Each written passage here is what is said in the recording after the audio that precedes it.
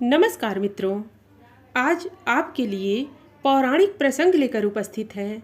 आज का प्रसंग है प्रभु से साक्षात्कार।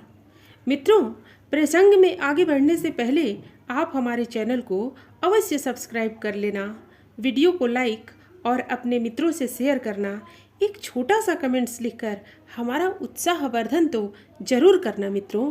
तो आइए आनंद लेते हैं प्रसंग का। मित्रों, ब्रह्मा जी ने अग्नि, वरुण, पवन, आकाश आदि की रचना की, लेकिन उनके लिए इस संसार में रहने का स्थान एवं खाने के लिए भोजन कुछ नहीं था।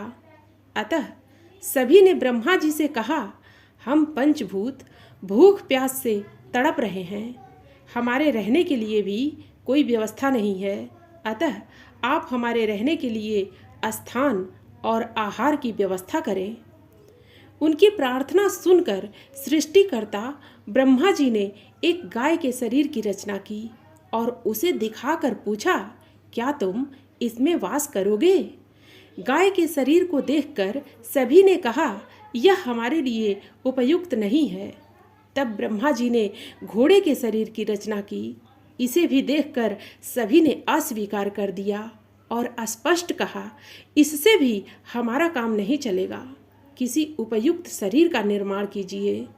देवताओं की इच्छा समझकर ब्रह्मा जी ने मन ही मन काफ़ी देर तक विचार किया और अंत में मनुष्य शरीर की रचना की।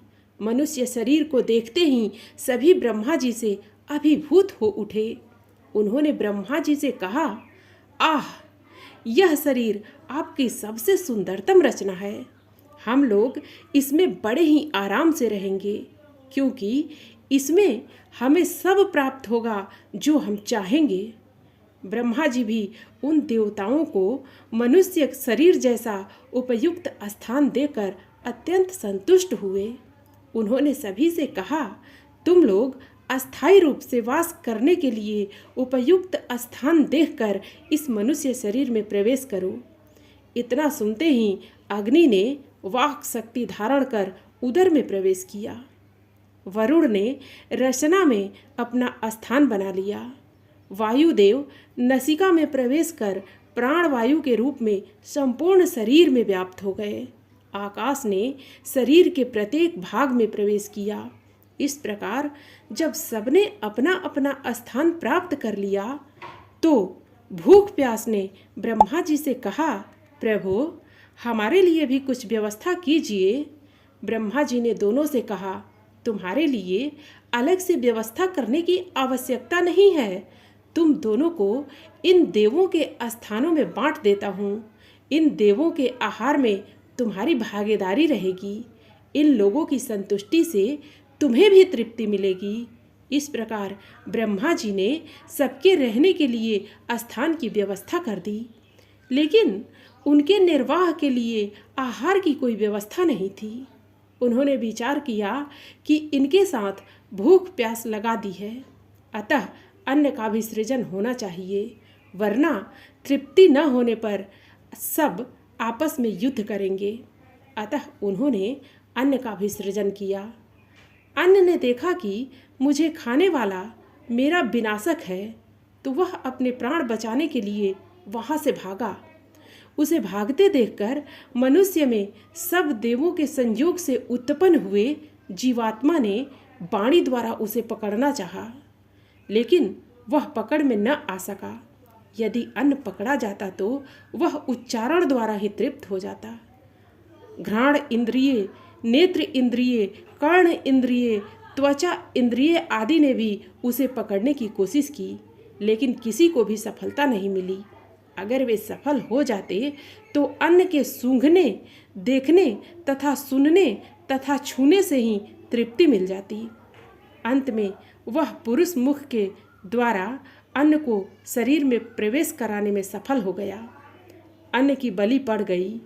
उसने अपना बलिदान कर अपने तत्व से शरीर में स्थापित सब देवों को संतुष्ट किया। यही सबके लिए प्राण स्वरूप हुआ। मनुष्य रूप में उत्पन्न हुए उस पुरुष ने भी जब भौतिक जगत की विविध तथा विचित्र रचना देखी तो आश्चर्यचकित रह गया। उसने अपने आप से कहा, अरे यह तो मेरी रचना नहीं है, निश्चय ही इन सब का सर्जक कोई और है। वह भले ही अदृश्य है, लेकिन हमारे रोम रोम में व्याप्त है। इस ब्रह्मांड में सर्वत्र व्याप्त है वह। इस प्रकार का विचार मन में आते ही वह हर्ष से नाच उठा और उल्लासित होकर बोला, मैंने परम ब्रह्मा परमात्मा को देख लिया, उनसे साक्षात कर लिया। इस संसार की रचना का कर्ता धर्ता परम ब्रह्मा परमात्मा ही है। परमात्मा को जानने और उनको पाने का काम मनुष्य शरीर में ही संभव है। दूसरे शरीरधारी को यह सौभाग्य प्राप्त नहीं है।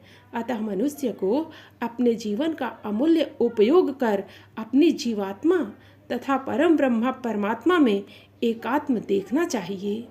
यही प्रभु से साक्षात्कार है। मित्रों, फिर मिलते हैं अगली प्रस्तुति में नई कहानी के साथ। धन्यवाद।